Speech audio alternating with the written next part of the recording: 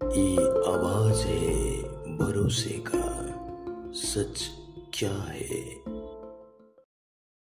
नमस्कार। रोमांचकर कहानी शुणा क्या भल न लगे। समस्ते चाहती किछि एपरी रोमांचकर कहानी होइथिबा आवश्यक जो कहानी विषय केबे आपण शुणी नथिबे जानि नथिबे। तेबे रोमांचकर कहानी जदि सत्य घटना होइथिबो तेबे शुणिबा को मजा लागिबो। एपरी किछि कहानी अछि जो कहानी आमे मान तो शुणी थाउ किंतु से कहानी विषय सत्यता आम पाखरे न थाए। कौनसी घटनार जदि सत्यता न थाए, कहानी जदि अंधविश्वास उपरे पर्यवेष्टित होइथाए, ताहाकू कहिबा द्वारा समाज रे एक अंधविश्वास को प्रश्रय देला भली कथा हुए। किंतु जदि कहानी रे सत्यता थाए ता प्रमाणित, तेबे कहिबारे कौनसी असुविधा नाही। आजिर कहानी एक सत्य घटना उपर आधारित, जहाँकि एक प्रेतात्मा उपर आधारित। देखंतु, प्रेतात्मा उपरे, भूत उपरे कहानी ना को आईन विश्वास करे, ना अदालत, ना पुलिस। यह कहिबार उद्देश्य नुह आपण माननको भयभीत करिवा, किंतु घटनार सत्यता अछि। जेहेतु यह पुलिस इन्वेस्टिगेशन करिसंती, इन्वेस्टिगेशन कला परे मध्य तार रिपोर्ट मध्य पुलिस देइचंती, जहार आधार रे मु आपनको ये कहानी कहयाकू जाउची। ये कहानीटी एपरि हेइथला, पुलिस इन्वेस्टिगेशन कला परे निजे उपलब्धि कला घटनार सत्यता, किंतु प्रमाणित करिवा पई कौनसी प्रमाण नथिला। निजे विटनेस हेले प्रमाण किछि नाही। एभली अदृश्य शक्तिर घटना एक सत्य घटना। घटनाटी हेउची 90 दशकर 1990 मसीहार घटना। स्पेन रो राजधानी मैड्रिड, अति जनाशुना जगह मैड्रिड सहर, जे कि फुटबॉल खेल को नहीं प्राय परिचित। विश्व समस्ते जानिछंती ये जगह को, अति सुंदर जगह। 1990 मसीहार घटना। मैड्रिड सहरर गोटे आपार्टमेंटर ना लुइस हारियर 8। से आपार्टमेंट रे रहउथिले परिवार। जो परिवार रे जड़े सदस्य थिले स्टेफिना लिजारो एई लुइस हारियर 8 आपार्टमेंट रो जो परिवार रहउथिले तार गोटे सदस्य। परिवारटी मुख्यतः 5 जन को नहीं, मोट सदस्य संख्या मात्र 5 जन। स्टेफिना लिजारो बापा, ता माँ, ता भाई, ता भौणी, भाई भौणी 3 जन, बाप माँ 2 जन, मोट सदस्य संख्या 5 जन। तेबे घटनाटी घटे 1990 मसीह जेतबले स्टेफिना को मात्र 18 वर्ष बयस। 18 वर्ष बयस रे स्टेफिना कॉलेज रो छात्री। पूर्वरु सबू भल थिला। स्कूल कैरियर स्टेफिनार अति सुंदर थिला। ता जीवन में कौनसी असुविधा नथिला। जेतबले कॉलेज रे से पाठ पढ़िला, कॉलेज रे पढ़िबा परे परे हठात गोटे घटना घटिबा को लागिला। राति समय रे जेतबले से ता भाई को देखे, ता भाई को देखिला परे हठात साप भली फं फं शब्द करिबा, भिन्न भिन्न धरणर शब्द बाहर करिबा, नखरे कांथ को सब आंपुड़िबा, तार भाई को देखिकी दांत कड़मड़ करिबा, रागी जिबा एवं मारिबा को उद्यम करिबा, एभली विभिन्न प्रकार अजीब धरणर कार्य सबू करिबा को आरंभ कला। जेतबले एई प्रकारर घटना ता प्रति घटिला, सेतबले ता बाप माँ मध्य बहुत व्यस्त हो पड़िले। जे आगुर तो झील ताकर बहुत भल थिला, जे हठात एपरी कौन पाई हला। स्कूल रू कॉलेज रे पढ़िबा पर्यंत झीर कौनसी प्रकारर एभली रूप से माने देखि नथिले। कॉलेज रे पढ़िबा परे परे हठात ए प्रकारर जो चेंजेस से देखिला परे बाप माँ मध्य चिंतार रहिथिले। तापरे ए घटना कंटिन्यू घटिबा को लागिला। राति समय जेतबले राति होउची ए प्रकार घटना घटुची, तापर ता माँ मध्य झील को पचारले, स्टेफिना को ए विषय पचारले जे जेतबले राति होउची ए प्रकारर कौन पाई तो कार्य करुछु। झील सबू कहला, स्टेफिना कहला जे ରାତି ଯେତେବେଳେ ହେଉଛି ରାତି ସମୟରେ ମୋତେ ଗୋଟେ ଘର ବାହାରେ ଗୋଟେ ଛାଇ ଦେଖାଯାଉଛି। ସେ ଛାଇ କ'ଣ ମୁଁ ନିଜେ ଜାଣିନି, ମଣିଷ ତ ନୁହଁ, କିନ୍ତୁ ଗୋଟେ ଭିନ୍ନ ଧରଣର ଛାଇ ମୁଁ ଦେଖିବାକୁ ପାଉଛି। ଯେତେବେଳେ ସେ ଛାଇ ମୁଁ ଦେଖି ଦେଉଛି, ଛାଇ ଦେଖିବା ପରେ ମୋ ଶରୀରରେ ଅଜବ ପ୍ରକାରର ଫିଲିଂ ମୁଁ କରୁଛି ଆଉ ମୁଁ ନିଜେ ଜାଣିପାରୁନି କ'ଣ କରୁଛି। ଏ ଯେଉଁ ସବୁ ଘଟଣା ଘଟୁଛି ମୋ ସହ ସେ ଅଟୋମେଟିକ୍ ହେଉଛି। ଦାନ୍ତ କଡ଼ମଡ଼ କରିବା, ସାପ ଭଳି ହିସ୍ ହିସ୍ ଶବ୍ଦ କରିବା, ଭାଇକୁ ବାଡ଼େଇବା, ଏହି ପ୍ରକାରର ଘଟଣା। ତା ସହିତ ଘରର କାନ୍ଥ ଗୁଡ଼ିକ ମଧ୍ୟ ନଖରେ ଆମ୍ପୁଡ଼ିବା। ସ୍ପେନ୍ର ଏ ଯେଉଁ ଜାଗା କଥା ମୁଁ ଆପଣଙ୍କୁ କହୁଛି 1990 ମସିହାର ଘଟଣା। 90 ମସିହାରେ ସ୍ପେନ୍ର ମାଡ୍ରିଡ୍ ଯେଉଁ ସହର ରାଜଧାନୀ, ପ୍ରାୟତଃ ଏଠି ଅଧିକାଂଶ ଘର କାଠ ଘର ଦେଖିବାକୁ ମିଳେ।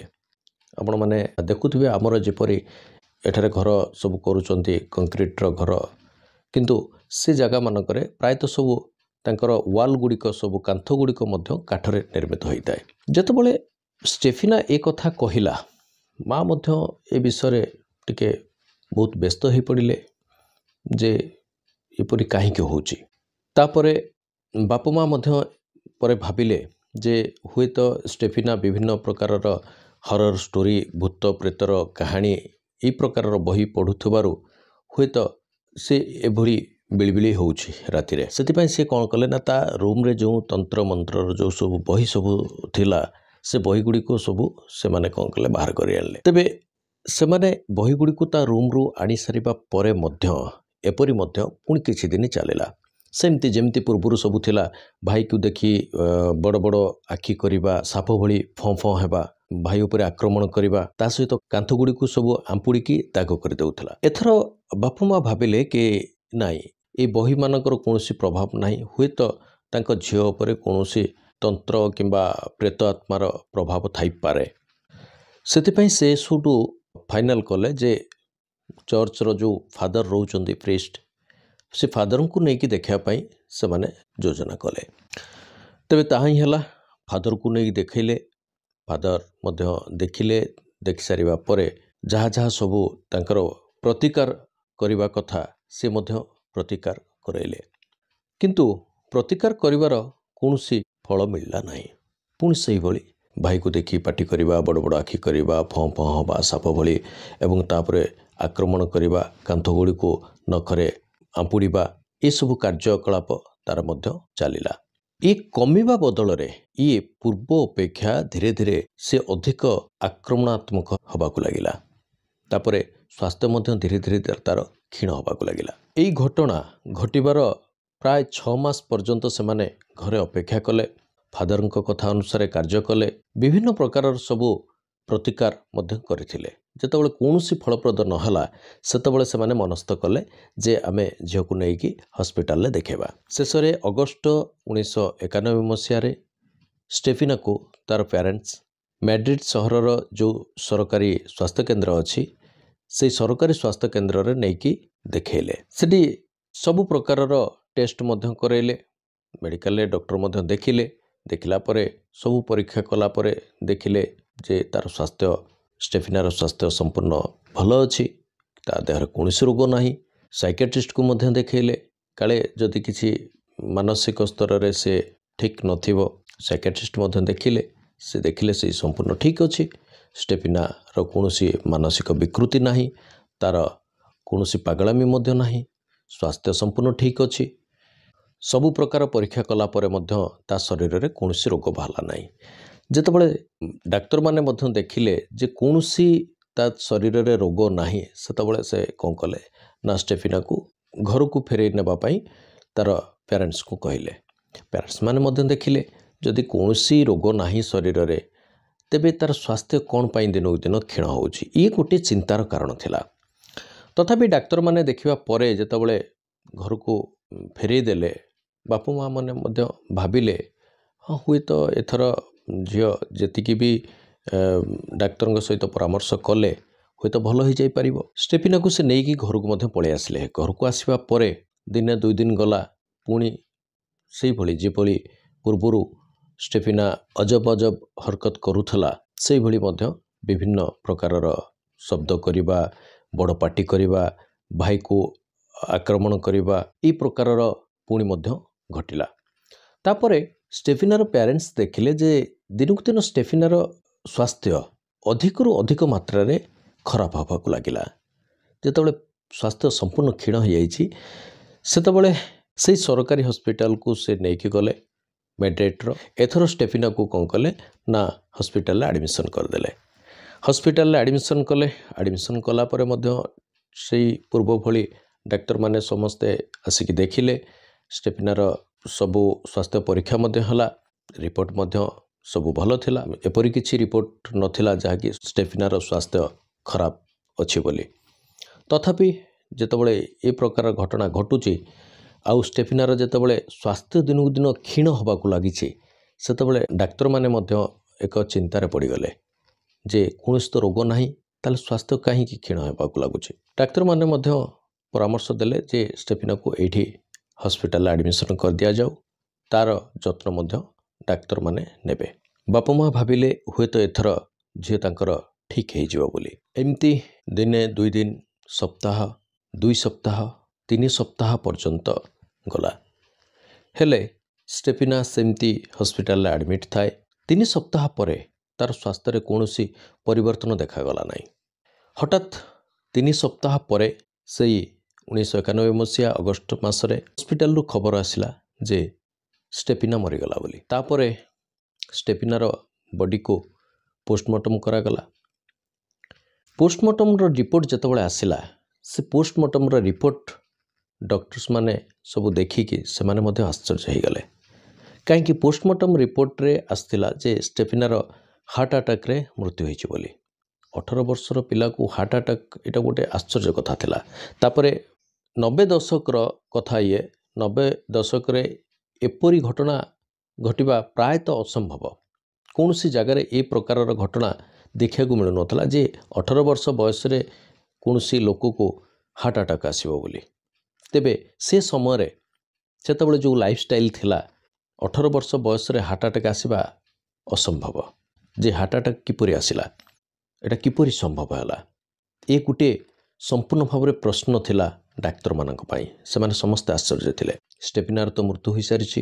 ଷ୍ଟେଫିନାର ମର ଶରୀରକୁ ତା'ର ପିତାମାତାଙ୍କୁ ଦେଇ ଦିଆଗଲା ଏବଂ ତା ପ୍ୟାରେଣ୍ଟସ୍ ମଧ୍ୟ ଷ୍ଟେଫିନାର ବଡ଼ି ଆଣିକି ତାଙ୍କର କ୍ୟାଥୋଲିକ୍ ନିୟମ ଅନୁସାରେ ଶବ ସତ୍କାର ମଧ୍ୟ କଲେ।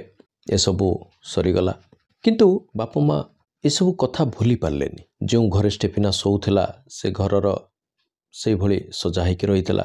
ଯେହେତୁ ସେ ଘରେ ଷ୍ଟେଫିନା ରହୁଥିଲା, ଷ୍ଟେଫିନା ଆଉ ନାହିଁ, ମରିଯାଇଛି, ଏ ଦୁଃଖରେ ବାପା ମା କ'ଣ କଲେ ନା ସେ ରୁମ୍ଟିକୁ ଯେମିତି ଆଗରୁ ଷ୍ଟେଫିନା ରହୁଥିଲା ସେ ଘର ସଜଡ଼ା ହେଇକି ରହିଥିଲା ସେଇଭଳି ସବୁ ସଜାଡ଼ିକି ସେ ଘରଟିକୁ ବନ୍ଦ କରିଦେଲେ।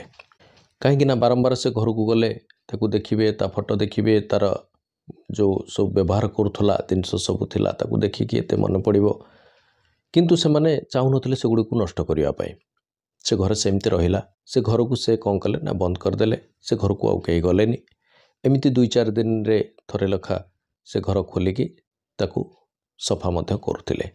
ଘର ଝାଡ଼ୁ ଲଗାଇବା, ଘର ପରିଷ୍କାର ରଖିବା, 2-4 ଦିନରେ ଥରେ ଘର ଖୋଲିକି ଏପରି କରୁଥିଲେ। ଷ୍ଟେଫିନା ମରିବା ଠାରୁ ପ୍ରାୟ 1 ସପ୍ତାହ ପର୍ଯ୍ୟନ୍ତ ସବୁ ଠିକ୍ ଠାକ୍ ଥିଲା। କୌଣସି ପ୍ରକାରର ଘଟଣା ଘଟିବା କିଛି ନଥିଲା। ଠିକ୍ 1 ସପ୍ତାହ ପରେ ହଠାତ୍ ଷ୍ଟେଫିନା ଯେଉଁ ଘରେ ରହୁଥିଲା ସେ ଘର ବନ୍ଦ ଥିଲା। ଯେପରି ପୂର୍ବରୁ ସେ ଘର 4-5 ଦିନରେ ଥରେ ଲେଖା ଖୋଲିକି ଘର ସଫା କରନ୍ତି, ଠିକ୍ ସେଇଭଳି ଷ୍ଟେଫିନାର ମା ମଧ୍ୟ ଗଲେ ଷ୍ଟେଫିନାର ରୁମ୍କୁ ଖୋଲିଲେ ସଫା କରିବା ପାଇଁ। ରୁମ୍ ଖୋଲିକି ଦେଖିଛନ୍ତି, ସେ ଦେଖିକି ଆଶ୍ଚର୍ଯ୍ୟ ହୋଇଗଲେ। କାହିଁକି ନା ଯେତେବେଳେ ଷ୍ଟେଫିନାର ରୁମ୍କୁ ସେ ବନ୍ଦ କରିଥିଲେ ସବୁ ତା'ର ସଜାଡ଼ିଥିଲେ। ତା'ର ଫଟୋ ଯେଉଁଠି ଥିଲା ସେ ଫଟୋ ସେଇଠି ରଖିଥିଲେ। ତା'ର ବ୍ୟବହାର କରୁଥିବା ବହିପତ୍ର ମଧ୍ୟ ରଖିଥିଲେ ଏବଂ ସେ ଯେଉଁ ବେଡ଼୍ରେ ଶୋଉଥିଲା ସେ ବେଡ଼୍କୁ ମଧ୍ୟ ସେ ଯେମିତି ବେଡ଼ସିଟ୍ ପକାଇବା କଥା, ବିଛଣା ପକାଇବା କଥା ସେମିତି ସବୁ ସଜାଡ଼ିକି ରଖିଥିଲେ। ପିଲୋ ଜାଗାରେ ପିଲୋ ଥିଲା, ସବୁ ସେମିତି ରଖିଥିଲେ। କିନ୍ତୁ ଯେତେବେଳେ 4 ଦିନ ପରେ ଯେତେବେଳେ ପୁଣି ସେ ଘର ଖୋଲିଛନ୍ତି ଘର ଝାଡ଼ୁ କରିବା ପାଇଁ, ସେ ଖୋଲିକି ଦେଖିଲେ ଯେ ସେ ଘରେ ଯାହା ଯାହା ସବୁ ସଜାଡ଼ିକି ରଖିଥିଲେ ସେ ସବୁ କିଛି ଓଲଟପାଲଟ ହୋଇସାରିଛି। ବେଡ଼୍ରେ ଯେଉଁ ପିଲୋ ଥିଲା ସେ ପିଲୋ ଅନ୍ୟ ଜାଗାରେ ପଡ଼ିଛି। ବେଡ଼ସିଟ୍ ଗୋଟିଏ ହେଇକି ତଳେ ପଡ଼ିଛି। ଷ୍ଟେଫିନାର ଫଟୋ ମଧ୍ୟ ତଳକୁ ପଡ଼ିଯାଇଛି। ତା ସହିତ ସେ ଘରେ ଯେଉଁ ଜିସସ୍ଙ୍କର ଫଟୋ ଲାଗିଥିଲା ସେ ଫଟୋ ମଧ୍ୟ ତଳେ ଗଳି ପଡ଼ିଛି। ଏସବୁ ଜିନିଷ ଦେଖିଲା ପରେ ତାଙ୍କୁ ମଧ୍ୟ ଆଶ୍ଚର୍ଯ୍ୟ ଲାଗିଲା। ଘର ତ ଲକ୍ ଥିଲା, ଘରକୁ କେହି ଆସୁନଥିଲେ ଯାଉନଥିଲେ, ଏପରି ଘଟଣା କେମିତି ଘଟିଲା? ପ୍ରଥମେ ତ ସେମାନେ ଭାବୁଥିଲେ ହୁଏତ ପଡ଼ୋଶୀ ଯଦି କିଏ ଆସିଥିବେ ଏପରି ହେଇଥିବ, ଏ ସନ୍ଦେହରେ ମଧ୍ୟ ଥିଲେ। ସେ କ'ଣ କଲେ ନା ସେ ଘରକୁ ପୁଣି ଥରେ ଝାଡ଼ୁ କଲେ। ଯେପରି ପୂର୍ବରୁ ବନ୍ଦ ଥିଲା ସେ ମଧ୍ୟ ଏଥର ମଧ୍ୟ ପୁଣି ସେମିତି ବନ୍ଦ କରିଦେଇକି ଘରକୁ ପଳେଇ ଆସିଲେ। ଦିନ ଗଲା, ଠିକ୍ ଯେତେବେଳେ ରାତି ହେଇଛି ସେ ଘର ଭିତରୁ ଶବ୍ଦ ଶୁଭିବାକୁ ଲାଗିଲା। ଯେପରି ଷ୍ଟେଫିନା ଡାକୁଛି, ଗୋଟେ ବିକଳ କଣ୍ଠସ୍ୱରରେ ସେ ଡାକୁଛି, ଆଉ ବିଶେଷ କରି ମାମା ମାମା ବୋଲି ଡାକୁଛି। କଣ୍ଠସ୍ୱର ସମସ୍ତେ ପରିବାରରେ ସମସ୍ତେ ଶୁଣିଲେ, ତା ମା ମଧ୍ୟ ଶୁଣିଲା, ତା ବାପା ଶୁଣିଲା, ତା ଭାଇ ଭଉଣୀ ସମସ୍ତେ ଶୁଣିଲେ। ଶୁଣିଲା ପରେ ଏମାନେ କ'ଣ କଲେ, ସେ ରାତି ସମୟରେ ସେ ଘରକୁ ଗଲେ। ଯେତେବେଳେ ଏମାନେ ସେ ଘର ଖୋଲିକି ଘର ଭିତରକୁ ଯାଇଛନ୍ତି, ସେ ଘର ଭିତରର ବାତାବରଣ ଗୋଟେ ଅଜବ ପ୍ରକାରର ଥିଲା। ବାହାରର ବାତାବରଣ ସମ୍ପୂର୍ଣ୍ଣ ଶାନ୍ତ ଥିଲାବେଳେ ବାହାରର ଟେମ୍ପରେଚର ଯେତେବେଳେ ଅଧିକା ଥିଲା ସେତେବେଳେ ଏମାନେ ସେ ଘର ଭିତରକୁ ପଶିଲେ। ଘର ଭିତର ଟେମ୍ପରେଚର ବହୁତ କମ୍ ଥିଲା, ଥଣ୍ଡା ପବନ ହେଉଥିଲା ଘର ଭିତରେ। ଯେତେବେଳେ କି ଫ୍ୟାନ୍ ମଧ୍ୟ ବନ୍ଦ ଥିଲା, ଏସି ଚାଲୁନଥିଲା, କିନ୍ତୁ ଘର ଭିତରେ ପୁରା ଥଣ୍ଡା ପବନ ଥିଲା। କିଛି ସମୟ ରହିବା ପରେ ଲାଗିଲା ଯେମିତି ଜୋରରେ ବାତ୍ୟା ସେ ଘର ଭିତରକୁ ଆସୁଛି କି। ଏମାନେ କବାଟ ଖୋଲିକି ଝରକା ଖୋଲିକି ମଧ୍ୟ ବାହାରକୁ ଦେଖିଲେ, ବାହାର ସମ୍ପୂର୍ଣ୍ଣ ଶାନ୍ତ ଥିଲା। ତାପରେ ସେ ଘର ଭିତରେ ଦେଖିଲେ ଯେ ଦିନ ସମୟରେ ଷ୍ଟେଫିନାର ମା ସେ ଘରକୁ ଯେପରି ସଜାଡ଼ିକି ଯାଇଥିଲା, ଯେ ଷ୍ଟେଫିନାର ବେଡ଼କୁ ଭଲ ଭାବରେ ପକେଇକି ଯାଇଥିଲା, କିନ୍ତୁ ସେ ସବୁ ଓଲଟପାଲଟ ହେଇଥିଲା। ଷ୍ଟେଫିନା ବେଡ଼ର ଯେଉଁ ପିଲୋ ଥିଲା ସେ ପିଲୋ ଅନ୍ୟ ଜାଗାରେ ରହିଥିଲା। ବେଡ଼ସିଟ୍ ମଧ୍ୟ ଗୋଟେ ହେଇକି ତଳେ ପଡ଼ିଥିଲା। ଜିସସ୍ଙ୍କର ଫଟୋ ମଧ୍ୟ ତଳକୁ ପଡ଼ିଥିଲା। ଆଉ ତା ସହିତ ସେ ଯେଉଁ ଘରର କାନ୍ଥ ସବୁ ଆଗରୁ ଯେପରି ଷ୍ଟେଫିନା ବଞ୍ଚିଥିବା ସମୟରେ ଯେଉଁ କାନ୍ଥ ଗୁଡ଼ିକୁ ସବୁ ସେ ଆମ୍ପୁଡ଼ି ଥିଲା, ଷ୍ଟେଫିନାର ମୃତ୍ୟୁ ପରେ ପରେ ସେଗୁଡ଼ିକୁ ଏମାନେ ସବୁ ପୁଣି ଥରେ ପେଣ୍ଟ କରିଦେଇଥିଲେ। କିନ୍ତୁ ସେ ଦେଖିଲେ ଯେ ପୁଣି ଥରେ ସେଗୁଡ଼ା ସବୁ ଆମ୍ପୁଡ଼ା ହେଇଯାଇଛି। ଏଟା କେମିତି ସମ୍ଭବ? ଏମାନଙ୍କୁ ବହୁତ ଭୟ ମଧ୍ୟ ଲାଗିଲା। ଏମାନେ ସେଠୁ ଫିଲ୍ କଲେ ଯେ କିଛି ନା କିଛି ଘର ଭିତରେ ପାରାନର୍ମାଲ ଆକ୍ଟିଭିଟି ଘଟୁଛି, କାରଣ ଏସବୁ ନହେଲେ ଏ ପ୍ରକାରର ଅଜବ ଅଜବ ଘଟଣା ଘଟିବ ନାହିଁ। ତାପରେ ଏ ଘଟଣା ଘଟିବା ପରେ ପରେ ସେଦିନ ରାତିରେ ଏମାନେ ସବୁ ସେ ରୁମ୍ରୁ ପଳେଇ ଆସିଲେ। ଆସିବା ପରେ ତା ପରଦିନ ଏମିତି ସନ୍ଦେହ କରିକି ଏମାନେ କହିଲେ ନାଇଁ ଏ ଘଟଣା ଆମକୁ ଶୁଭୁଛି ନା ଅନ୍ୟମାନଙ୍କୁ ଶୁଭୁଛି ତାହା ମଧ୍ୟ ଜାଣିବା ଦରକାର। ଏଭଳି ଭାବରେ ସେମାନେ କ'ଣ କଲେ, କଥା ପ୍ରସଙ୍ଗରେ ତାଙ୍କର ଯେଉଁ ପଡ଼ୋଶୀ ରହିଥିଲେ ସେ ପଡ଼ୋଶୀଙ୍କୁ ମଧ୍ୟ ଷ୍ଟେଫିନାର ପରିବାର ଲୋକ, ତା ବାପା ମା ସେମାନେ ପଚାରିଲେ ଯେ ଏଇଭଳି ଆମ ଘରେ ଯେଉଁ ଘରେ ଷ୍ଟେଫିନା ଶୋଉଥିଲା ସେ ଘରୁ ଏଇ ପ୍ରକାରର ସବୁ ଶବ୍ଦ ଆମେ ଶୁଣିବାକୁ ପାଇଲୁ। ପଡ଼ୋଶୀମାନେ ମଧ୍ୟ ଠିକ୍ ସେଇ କଥା ଷ୍ଟେଫିନାର ବାପାଙ୍କୁ କହିଲେ ହଁ ଆମେ ମଧ୍ୟ ଶୁଣିଛୁ। ରାତି ସମୟରେ ଷ୍ଟେଫିନା ଡାକିବାର ଯେ ମାମା ମାମା ଏଇଭଳି ଶବ୍ଦ ଆମକୁ ମଧ୍ୟ ଶୁଭିଛି, କିନ୍ତୁ ଯେହେତୁ ଆମେ ପଡ଼ୋଶୀ ଅଛୁ, ଆମେ ଏକଥା କହିଲେ କାଳେ ଆପଣ ଖରାପ ଭାବିବେ, ସେଥିପାଇଁ ଆମେ କହିନଥିଲୁ। କିନ୍ତୁ ଆମେ ମଧ୍ୟ ଏ ପ୍ରକାରର ଶବ୍ଦ ଶୁଣିଛୁ। ବଡ଼ ପାଟି କରିବା, ସେ ଘରେ ଜିନିଷପତ୍ର ସବୁ ଫିଙ୍ଗାଫିଙ୍ଗି କରିବାର ଯେଉଁ ଶବ୍ଦ, ସେ ଶବ୍ଦ ମଧ୍ୟ ଆମେ ଶୁଣିଛୁ। ତା ପରଦିନ କ'ଣ ହେଲା ନା ଏ ପଡ଼ୋଶୀମାନଙ୍କୁ ପ୍ରତ୍ୟକ୍ଷ ସାକ୍ଷୀ କରିବା ପାଇଁ ଷ୍ଟେଫିନାର ପରିବାର ମଧ୍ୟ ସେମାନଙ୍କୁ ଡାକିଲେ ତାଙ୍କ ଘରକୁ। ସେମାନେ ଆସିକି ରାତିରେ ତାଙ୍କ ଘରେ ମଧ୍ୟ ରହିଲେ। କିଛି ଲୋକ ରହିଲା ପରେ ସେଭଳି ଘଟଣା ପୁଣି ମଧ୍ୟ ଘଟିଲା। ତାକୁ ମଧ୍ୟ ସେମାନେ ଦେଖିଲେ। ଦେଖିବା ପରେ ସେ ଘରକୁ ମଧ୍ୟ ନେଇକି ଗଲେ। ସେଇଭଳି ସେ ଘର ଭିତରକୁ ଯେତେବେଳେ ଖୋଲିକି ଗଲେ ସେଭଳି ଥଣ୍ଡା ପବନ ସେ ଘର ଭିତରେ ଥିଲା, ଯେତେବେଳେ କି ବାହାରର ବାତାବରଣ ସମ୍ପୂର୍ଣ୍ଣ ଭାବରେ ଭିନ୍ନ ଥିଲା। ପଡ଼ୋଶୀମାନେ ମଧ୍ୟ ପ୍ରତ୍ୟକ୍ଷଦର୍ଶୀ ସାକ୍ଷୀ ଭାବରେ ଏକୁ ଉପଲବ୍ଧି କଲେ। ତାପରେ ଷ୍ଟେଫିନାର ବାପା କ'ଣ କଲେ ନା ସେ ରୁମ୍କୁ, ଯେଉଁ ରୁମ୍ରେ ଷ୍ଟେଫିନା ରହୁଥିଲା ସେ ରୁମ୍କୁ କ'ଣ କଲେ ନା ଦିନ ସମୟରେ ପ୍ଲମ୍ବରଙ୍କୁ ଡାକି ତାକୁ ନଟ୍ ବୋଲ୍ଟରେ ସେ ଡୋରକୁ ବନ୍ଦ କରିଦେଲେ। ଭାବିଲେ ଯେ ଡୋରକୁ ବନ୍ଦ କରିଦେଲା ପରେ ହୁଏତ ଏ ପ୍ରକାର ଅଘଟଣା ଆଉ ଘଟିବ ନାହିଁ। କିନ୍ତୁ ଅଦ୍ଭୁତ କଥା, ଦିନ ଗଲା, ଯେତେବେଳେ ରାତି ହେଇଛି, ରାତି ସମୟରେ ପୁଣି ସେଇ ପୁରୁଣା ଘଟଣା ପୁନରାବୃତ୍ତି ଘଟିଲା। ଷ୍ଟେଫିନାର ପାଟି ଶୁଭିଲା, ମାମା ମାମା ବୋଲି ଡାକୁଛି, ଏକ ବିକଳ ସ୍ୱରରେ ଡାକୁଛି। ତା ସହିତ ବିଭିନ୍ନ ପ୍ରକାରର ଶବ୍ଦ ସେ ଘର ଭିତରୁ ହେଲା। अचानक जो डोर को एमाने नट बोल्ट्रे भिड़ी थिले से डोर ऑटोमेटिक नट बोल्ट खोलीगला और डोर मध्य खोलीगला। एमाने समस्ते देखिक आश्चर्य भयभीत मध्य हो गले जे नट बोल्ट्रे जदि डोर को संपूर्ण भाव बंद कर दिया था ये खोलिला तो किपरि खोलिला एटा गोटे अद्भुत घटना। तेबे एमाने भयभीत होई घरे थांती से राति गला। तेबे ए घटना को नहीं स्टेफिनार परिवार लोक समस्ते चिंतारे थांती करिवे तो कौन करिवे ये जो घटना घटुची ए विषय क्या कहे। आ भितरे स्टेफिनार मरिबार प्राय 15 दिन पाखापाखि हो जाए। 15 दिन पर हठात सकाळे समय स्टेफिना जो कॉलेज रे पढ़ुला से कॉलेज रो 2 जण टीचर हठात आसिक घरे पहुँचुंट। स्टेफिनार घर लोक पचारे जे आपण मैंने किए से कहीं आसुँच एमाने सब कहले जे आमे स्टेफिनार कॉलेज रो आसचु जो कॉलेज रे स्टेफिना पढ़ुला से कॉलेज रे आमे टीचर अच्छु। एमाने सब पचारे जे कौन पाई आसुँच आपण मैंने एमाने कहले आमे आपणको पाखक आसवाकू अनेक दिन आगुरी भावुलु आसीपारि नथिलु किंतु वर्तमान भाविलु आमे आपणको सब विषय कहबू। स्टेफिनार पेरेंट्स पचारे कहले बर्तमान स्टेफिना मरी सारी क्यों विषय आप कहूँ चाहते एमाने कहले नाई स्टेफिना आम कॉलेज रे पढ़ुला आमे जेतबेले जानिलु जे स्टेफिनार मृत्यु हो जाइछि बोली आमे भाविलु नाई आमे विषय आपन को जनईदबा ही ठीक हे। एमाने पचारे कौन होइछि विषय एमाने सब कहले स्टेफिना जेतबेले आम कॉलेज रे पढ़ुला आज को ठीक 6-7 मास पूर्वर समय सेतबेले स्टेफिना एवं स्टेफिनार अन्य 3 जण सांग तांको एक अद्भुत कार्य करिबारे आमे निजे देखिथिलु। स्टेफिनार पेरेंट्स मध्य आश्चर्य हो गले कहले कौन कौन आपण माने देखिथिले। ए जो 2 जण टीचर आस्थिले तांको भितरु जणे सुडु कहले देखंतु स्टेफिना जेतबेले पढ़ुला सेतबेले स्टेफिनार जणे अति घनिष्ठ सांग थिला। से सांगर जणे बॉयफ्रेंड थिला। 7 मास तले से स्टेफिना सांगर बॉयफ्रेंड रो बाइक एक्सीडेंट रे तार मृत्यु हो गला। जेतबेले बाइक एक्सीडेंट रे मृत्यु हो जाइछि सेतबेले स्टेफिना आउ तार जो सांग आउ तांको सहित अन्य 2 जण मध्य एमाने मिसिकी सब बेले चेष्टा करुथिले जे स्टेफिनार जो सांगर जो बॉयफ्रेंड मरी जाइछि एक्सीडेंट रे तार आत्मा सहित एमाने कांटेक्ट करिया को चाहुथिले। काहेकि ना ए स्टेफिना सांगर बॉयफ्रेंड मरिबा परे परे कॉलेज रो पछपट जगह जो जगह को कि कहीं जाती से जगार दूर मु देखिली ये 4 जण बसिचंती।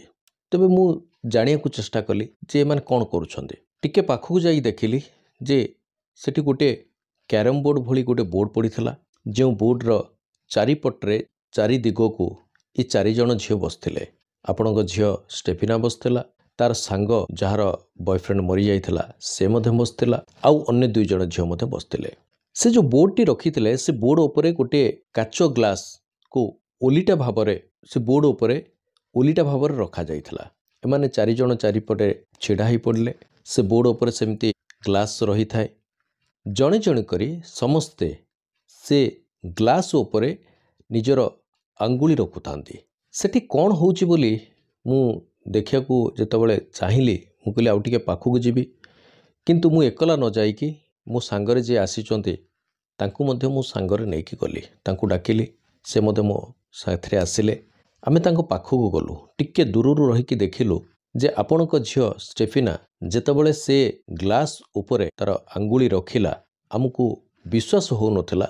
अचानक से ग्लास ऊपर को उठिया को लागिला शून्य रे ऊपर को पळे गला। ऊपर को गला परे सेमती ऊपर से ग्लास एमती बुलु थाए।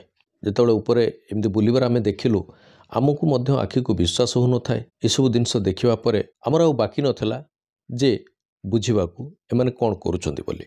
ए प्रकार जिंस कॉलेज रे घटिबा पिलामानक प्रति भल नथिला। तापरे पूर्वरु मध्य आमे किछि खबर मध्य पाइथिलु जे आपणक झियो स्टेफिना विभिन्न प्रकार तंत्र मंत्र बही मध्य आनिके पढ़ापढ़ी करुची एवं से विषय से रिसर्च करने को चेष्टा करुची जेपरिक आत्मा मानक सहित कथा हवा सेमानंकर जो दुनिया अच्छी से दुनिया विषय जानिबा सेमाने किपरि रहउचंती सेमानंकर चलणी किपरि से विषय जानिबा पई तार बहुत आग्रह एवं ता मध्य से करुची बोली आमे किछि किछि आभास मध्य पाइथिलु। तबे ए प्रकार दृश्य देखिबा परे आमे 2 जण सोडू ତାଙ୍କ ପାଖକୁ ଗଲୁ। ସେତେବେଳେ ମୁଁ ମଧ୍ୟ ରାଗି ଯାଇଥିଲି। ମୁଁ ଦେଖିଲି ଯେ ସେ ଗ୍ଲାସ୍ ଏମିତି ଉପରେ ଉଡ଼ୁଛି, ତଳେ ସେ ବୋର୍ଡ଼ ଥୁଆ ହେଇଥିଲା। ରାଗିକି ସେ ବୋର୍ଡ଼ଟିକୁ ଧରିକି 2 ଖଣ୍ଡ କରି ଭାଙ୍ଗିଦେଲି। ଆଉ ଭାଙ୍ଗିବା ସଙ୍ଗେ ସଙ୍ଗେ ଏ ପିଲାମାନଙ୍କୁ ମଧ୍ୟ ମୁଁ କହିଲି, କ'ଣ ପାଇଁ ତମେ ଏସବୁ ଜିନିଷ ଏଠି କରୁଛ? ଏଇ ଜାଗାକୁ କେହି ଆସନ୍ତିନି। ଏ ପ୍ରକାରର ଜିନିଷ ତମେ କ'ଣ ପାଇଁ କରୁଛ? ଏହା ତମ ପାଇଁ ଠିକ୍ ନୁହେଁ। ଯେତେବେଳେ ମୁଁ ସେ ବୋର୍ଡ଼ଟିକୁ ଭାଙ୍ଗି ଦେଇଛି, ସେତେବେଳେ ଗୋଟେ ଅଦ୍ଭୁତ ଘଟଣା ଆମେ ଦେଖିବାକୁ ପାଇଲୁ। ଘଟଣା ହେଲା କ'ଣ ନା, ଏମାନଙ୍କୁ କହିବା ପରେ ଏମାନେ ସବୁ ସ୍ଥିର ହୋଇକି ଛିଡ଼ା ହେଇଥାନ୍ତି। ଅଚାନକ ସେଇ ଯେଉଁ ଗ୍ଲାସ୍ ଶୂନ୍ୟରେ ଉପରେ ଉଡ଼ୁଥିଲା, ସେ ଗ୍ଲାସ୍ରୁ ଗୋଟେ ଧଳା ରଙ୍ଗର ଧୂଆଁ ପ୍ରଖର ଭାବରେ ଶୂନ୍ୟରୁ ତଳକୁ ଆସିଲା, ଏଇ 4 ଜଣଙ୍କ ପାଖକୁ ଆସିଲା। ଏବଂ ଆମେ ଦେଖୁଛୁ, ଦେଖିକି ବି ଆମକୁ ବିଶ୍ୱାସ ହେଉନଥାଏ। ଯେଉଁ ଧୂଆଁ ଆସିକି ଆପଣଙ୍କ ଝିଅ ଷ୍ଟେଫିନାର ନାକ ଭିତରେ ସମ୍ପୂର୍ଣ୍ଣ ଭାବରେ ଶରୀର ଭିତରକୁ ପଶିଗଲା। ଆମେ ସବୁ ଦେଖିକି ମଧ୍ୟ ଆଶ୍ଚର୍ଯ୍ୟ ହେଇଗଲୁ। ତେବେ ଏ ପ୍ରକାରର ଘଟଣା ଘଟିବା ପରେ ସେମାନଙ୍କୁ ଆଉ ତା ପରବର୍ତ୍ତୀ ସମୟରେ କେବେ ଏ 4 ଜଣଙ୍କୁ ସେଠି ଯାଇକି ଏ ପ୍ରକାରର ଘଟଣା କରିବାର ଆମେ ମଧ୍ୟ ଦେଖିନାହୁଁ। ତାପରେ ପରେ ଆପଣଙ୍କର ଝିଅର ମୃତ୍ୟୁ ଖବର ଆମେ ପାଇଲା ପରେ ଆମେ ଭାବିଲୁ ନାଇଁ, ଏ କଥା ମଧ୍ୟ ଆପଣଙ୍କୁ ଆମେ ଜଣେଇବୁ। ଯେତେବେଳେ ଏ ଘଟଣା ଷ୍ଟେଫିନାର ପ୍ୟାରେଣ୍ଟସ୍ ଶୁଣିଲେ, ସେମାନେ ମଧ୍ୟ ଚିନ୍ତା କଲେ, କହିଲେ ହଁ, କାହିଁକିନା 7 ମାସ ପୂର୍ବରୁ ଯେତେବେଳେ ଏ ଘଟଣା ଘଟିଥିଲା, ତାମାନେ 1991 ମସିହା ଅଗଷ୍ଟ ମାସରେ ଷ୍ଟେଫିନାର ମୃତ୍ୟୁ ହେଉଛି। ଠିକ୍ ତାର 6-7 ମାସ ପୂର୍ବରୁ ତା ସହିତ ଏପରି ଅଦ୍ଭୁତ ଘଟଣା ମଧ୍ୟ ଘଟୁଥିଲା। ତାର ଭାଇକୁ ଦେଖିକି ବଡ଼ ପାଟି କରିବା, ତା ପ୍ରତି ତାକୁ ଆକ୍ରମଣ କରିବା, କାନ୍ଥଗୁଡ଼ିକୁ ସବୁ ନଖରେ ଆମ୍ପୁଡ଼ିବା, ଆଉ ସାପ ଭଳି ଗର୍ଜନ କରିବା। ଏମାନେ ସବୁ ଜାଣି ଯାଇଥିଲେ ଯେ ଏ ସବୁର ଘଟଣାର କାରଣ ତନ୍ତ୍ର ସାଧନା ଏବଂ କୌଣସି ପ୍ରେତ ଆତ୍ମାର ପ୍ରଭାବ। ତେବେ ଏ 2 ଜଣ କହିକି ସେଠାରୁ ଚାଲି ଆସିବା ପରେ ଏମାନେ ଯେଉଁ ନଟ୍ ବୋଲ୍ଟ ଆଣ୍ଟିଥିଲେ ସେ ଘର, ସେ ତ ରାତି ସମୟରେ ଏଭଳି ଘଟଣା ଘଟିବା ପରେ ନଟ୍ ବୋଲ୍ଟ ପୁଣି ଖୋଲି ଯାଇଥିଲା, କବାଟ ମଧ୍ୟ ଖୋଲି ଯାଇଥିଲା। ତାପରେ ଟିଚରମାନଙ୍କ ପାଖରୁ ଏ ଘଟଣା ଶୁଣିବା ପରେ ଏମାନେ ଆହୁରି ଭୟଭୀତ ହୋଇଗଲେ। କ'ଣ କରିବେ? ଏମାନେ ଭାବିଲେ ହୁଏତ ନଟ୍ ବୋଲ୍ଟ ଭଲ ଭାବରେ ଟାଇଟ୍ ହେଇନଥିବ, ଖୋଲି ଯାଇଥିବ। ଏମାନେ ଫାଇନାଲ୍ କଲେ ଯେ ଆଉ ଥରେ ପ୍ଲମ୍ବରମାନଙ୍କୁ ଡାକିକି ସେ ଘରର ନଟ୍ ବୋଲ୍ଟ ପୁଣି କବାଟରେ ଦେଇଦେବେ ଆଉ ସମ୍ପୂର୍ଣ୍ଣ ଭାବରେ ବନ୍ଦ କରିଦେବେ। ତେବେ ଘର ଭିତରକୁ ପୁଣି ଘର ଖୋଲିଲେ। ଘର ଖୋଲିବା ପରେ ସେ ଘର ଭିତରକୁ ଗଲେ। ଯେତେବେଳେ ଘର ଭିତରକୁ ଯାଇଛନ୍ତି, ହଠାତ୍ ସେଇ ପୁରୁଣା ଅବସ୍ଥା, ଯେମିତି ଥଣ୍ଡା ପବନ ହେବା, ଜୋରରେ ପବନ ହେବା, ବାତ୍ୟା ଭଳି ଫିଲ୍ କରିବା, ଆଉ ତା ସହିତ ସେ ଘରର ସମସ୍ତ ଆସବାବପତ୍ର ଏପଟ ସେପଟ ହେଇଯାଇଥିଲା। ଆଉ ଏଥର ଯେଉଁ ଘଟଣା ଦେଖିଲେ ଯେ ଯେଉଁ ଷ୍ଟେଫିନାର ଯେଉଁ ଫଟୋ କାନ୍ଥରେ ଲଗାଯାଇଥିଲା, ସେ ଫଟୋ ମଧ୍ୟ ସମ୍ପୂର୍ଣ୍ଣ ଭାବରେ ତଳେ ପଡ଼ିଯାଇଥିଲା। ପ୍ରଥମେ ଷ୍ଟେଫିନାର ମା ଯେତେବେଳେ ଦେଖିଲେ ଝିଅର ଫଟୋ ତଳେ ପଡ଼ିଯାଇଛି, ସେ ସବୁଠୁ ଫଟୋ ପାଖକୁ ଗଲେ, ଫଟୋକୁ ଉଠେଇଲେ ପୁଣି ଥରେ କାନ୍ଥରେ ଲଗାଇବା ପାଇଁ। ଫଟୋକୁ ଉଠେଇକି ଯେତେବେଳେ ହାତରେ ଧରିଛନ୍ତି, ସେତେବେଳେ ସେ ଗୋଟେ ଅଦ୍ଭୁତ ପ୍ରକାର ଫିଲ୍ କଲେ, ଗୋଟେ ଅଜବ ପ୍ରକାରର। ତାଙ୍କୁ ଗୋଟେ ଭିନ୍ନ ଫିଲିଂ ଯେତେବେଳେ ଆସିଛି, ସେ ଫଟୋଟିକୁ ହଠାତ୍ ପୁଣି ଥରେ ଛାଡ଼ିଦେଲେ, ତଳେ ପକାଇଦେଲେ। ପୁଣି ଷ୍ଟେଫିନାର ବାପା ଏସବୁ କଥା ଦେଖୁଥିଲେ ଯେ ଝିଅର ଫଟୋକୁ ତା ମା ଧରିଲା ହାତରେ, ଧରିକି କାନ୍ଥରେ ଟଙ୍ଗେଇବା କଥା, କିନ୍ତୁ କାନ୍ଥରେ ନ ଟଙ୍ଗେଇକି ପୁଣି ତଳେ ଫିଙ୍ଗି ଦେଉଛି। ତାଙ୍କୁ ଟିକେ ଭଲ ଲାଗିଲାନି। ଯାହା ବି ହେଲେ ତାଙ୍କ ଝିଅ, ସେ ସେଠୁ କ'ଣ କଲେ, ନିଜେ ଗଲେ ସେ ଫଟୋକୁ ଉଠେଇକି କାନ୍ଥରେ ଲଗାଇବା ପାଇଁ। ବାପା ଯେତେବେଳେ ଯାଇକି ସେ ଫଟୋକୁ ଉଠେଇଛନ୍ତି, ଫଟୋ କାଠର ଫ୍ରେମ୍, କାଚ ଉପରେ ଅଛି, ଭିତରେ ଫଟୋ ଅଛି। ହଠାତ୍ ସେ ଦେଖିଲେ ସେ ଫଟୋକୁ ହାତରେ ଧରିଛନ୍ତି, ଫଟୋରେ ନିଆଁ ଲାଗିଗଲା। ଆଉ ସେ ନିଆଁ ଫଟୋର ଫ୍ରେମ୍ ଥିଲା କାଠ, ସେଠି ଲାଗିଲାନି। ଉପରେ କାଚ ଅଛି, ଭିତରେ ଫଟୋ ଯେଉଁ କାଗଜରେ ଅଛି ସେ ସମ୍ପୂର୍ଣ୍ଣ ଫଟୋ ସେମିତି ରହିଥାଏ, କେବଳ ନିଆଁ ଜଳୁଥିଲା ଷ୍ଟେଫିନାର ମୁହଁରେ। এই ଜିନିଷ ଦେଖିଲା ପରେ ତାଙ୍କ ବାପା ବି ଆଶ୍ଚର୍ଯ୍ୟ ହେଇଗଲେ। ଯଦି ନିଆଁ ଲାଗିଲା ବି କେମିତି ନିଆଁ ଲାଗିଲା? ସେ ଧରିଛନ୍ତି, ଅଚାନକ ନିଆଁ ଲାଗିଯିବା ଏଇଟା ଗୋଟିଏ ସାଧାରଣ କଥା ନୁହଁ। ସେ ସେଠୁ କ'ଣ କଲେ ନା ଫଟୋକୁ ସେମିତି ଛାଡ଼ିଦେଲେ, ତଳେ ଫିଙ୍ଗିଦେଲେ। ତଳେ ଫିଙ୍ଗି ଦେଇଛନ୍ତି। ସେଇଭଳି ଭାବରେ ସେ ଘର ଭିତରେ ଗୋଟିଏ ଅଦ୍ଭୁତ ପ୍ରକାରର ଶକ୍ତି ଏମାନେ ଫିଲ୍ କରିପାରିଲେ। ସେ ଆଉ ସେ ଘର ଭିତରେ ନ ରହିକି ସମସ୍ତେ ଘର ଭିତରୁ ପଳେଇ ଆସିଲେ। ପଳେଇ ଆସିକି ପ୍ଲମ୍ବର ଡାକିଲେ। ପ୍ଲମ୍ବର ଡାକିକି ଏଥର କହିଲେ ନାଇଁ, ଗତଥର ଆମେ ଭଲ ଭାବରେ ହୁଏତ ପ୍ଲମ୍ବରମାନେ ନଟ୍ ବୋଲ୍ଟ ଟାଇଟ୍ କରିନଥିବେ, କବାଟ ଖୋଲି ଯାଇଛି। ଏଥର କିନ୍ତୁ ତାହା କରିବାନି, ଭଲ ଭାବରେ नट बोल्ट टाइट करवा ता सहित जो ओजनिया जिनस सब सोफा अच्छी ताकू मध्य रखिबे। प्लम्बर आसिले कबाट को पुणी मध्य अधिक नट बोल्ट रे टाइट करागला एवं कबाट आगरे जो ओजनिया सब सोफा सब रही ताकू मध्य से माने डेरी देले जेपरिक कबाट आउ खोली पारिबो नाही। प्लम्बर तांकर काम करी चलीगले। दिन गला संध्या हला। संध्या परे ठीक राति 12टा समय घरे समस्ते शोइचंती। स्टेफिनार माँ से निजे फिल कले जे जणे के तांको छाती उपरे बसिची। छाती उपरे बसिची आउ दुई हातरे तांकर गला को चिपिबार लागिची। से निजकू अणनिश्वासी फिल कले। निश्वास नबार तांको कष्ट हला। से निजे बाड़ी छाटी हेई कौनसी प्रकार रे कष्ट करी तांको छाती उपरे जे बसिथिला तांको से हातरे ओटारिक फिंगी देले। ई सब घटना घटला पर स्टेफिनार बापा भी उठी पड़ले। उठिला पर से पचारुचंदी कौन ହେଇଛି से कहले एभली मो छाती उपरे जण के बसिकी मो तंटी चिपुथला आ मु ताकू हातरे छाटिकी फिंगी देली। तापर देखिले घर भितर केही नथिला। ये राति 12टार घटना। तापर जेतबळे घर भितर देखिले सब ठीक ठाक अछि किछि असुविधा नाही। तापर पुणी से माने लाइट ऑफ कले। पुणी सोइबा पई आरंभ कले। पुणी सोइचंती से अचानक देखिले तांकर जो सान पुओटी थिला छोट पुओटी स्टेफिनार भाई से जदि एपट बेड रे ता माँ पाखरे शोइची से राति रे हठात शून्य रे बॉल भली उड़ीकी जाइकी आउ गोटे बेड को जाउची। से बेड रु आउ गोटे बेड को जाउची। एपरि भाबरे एपट सेपट से होउची। ए दृश्य देखिबा परे एमाने विचलित हेई पड़ले। सहजरे ए सब घटना जो घटुची से तो भयभीत थिले किंतु आजिर जो घटना घटिला एथिरे एमाने कहले नाई ए संपर्क रे हमको पुलिस को जणेबार अछि। तापर सेई राति 2:40 रे समाने पुलिस को फोन कले।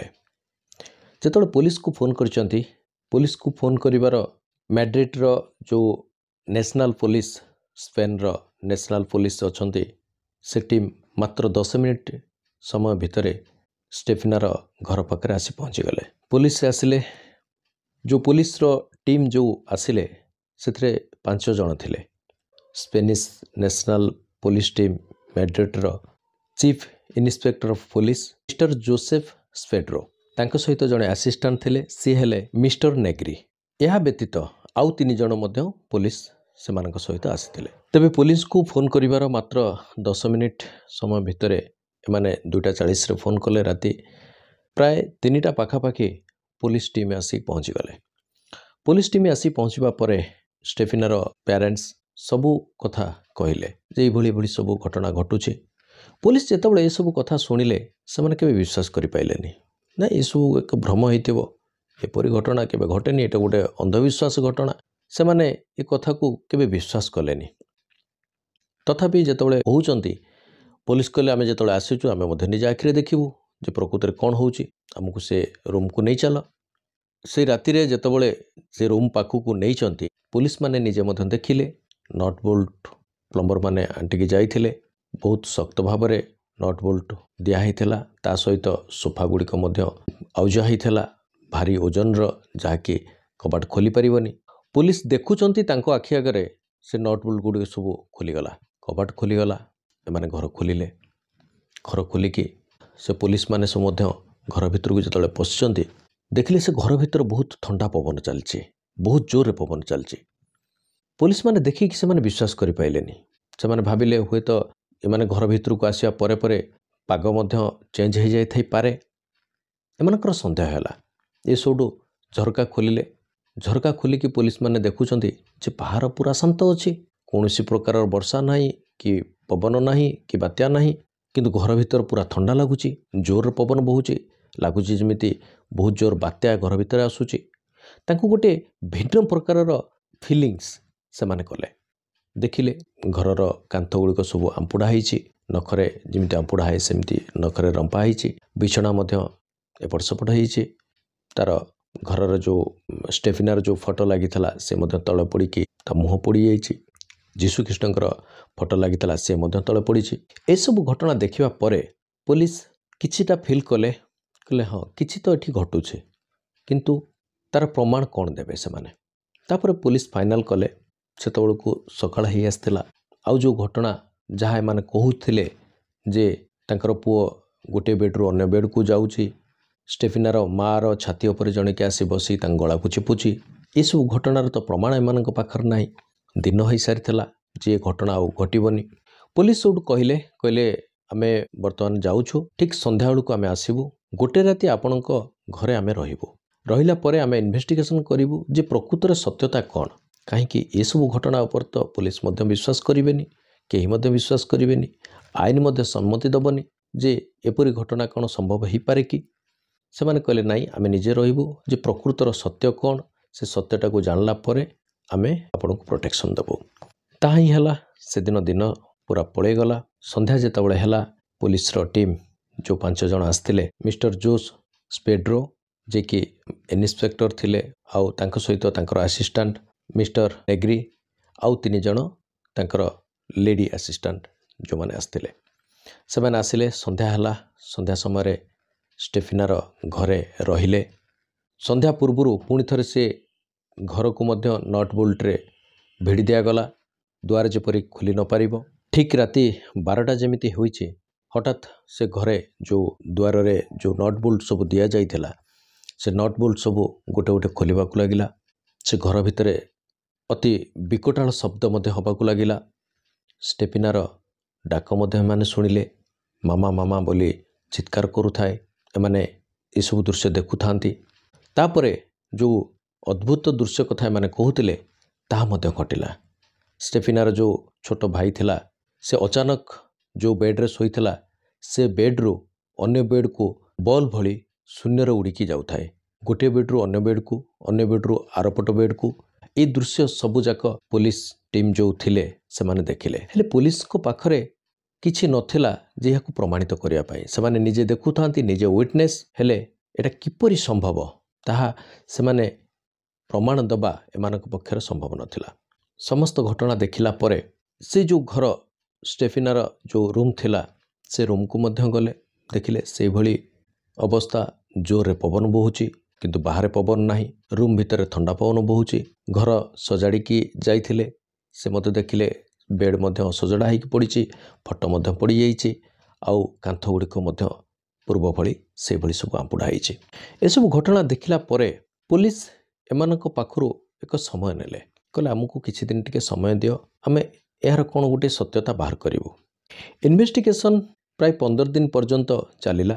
ପୋଲିସ ତାଙ୍କର ଯାହା ଯାହା ସବୁ ଇନଭେଷ୍ଟିଗେସନ୍ କରିବା କଥା ସବୁ ପ୍ରକାର ଇନଭେଷ୍ଟିଗେସନ୍ କଲେ। କରିସାରିଲା ପରେ ପୋଲିସ ତାଙ୍କର ରିପୋର୍ଟରେ ଲାଷ୍ଟକୁ ଲେଖିଲେ।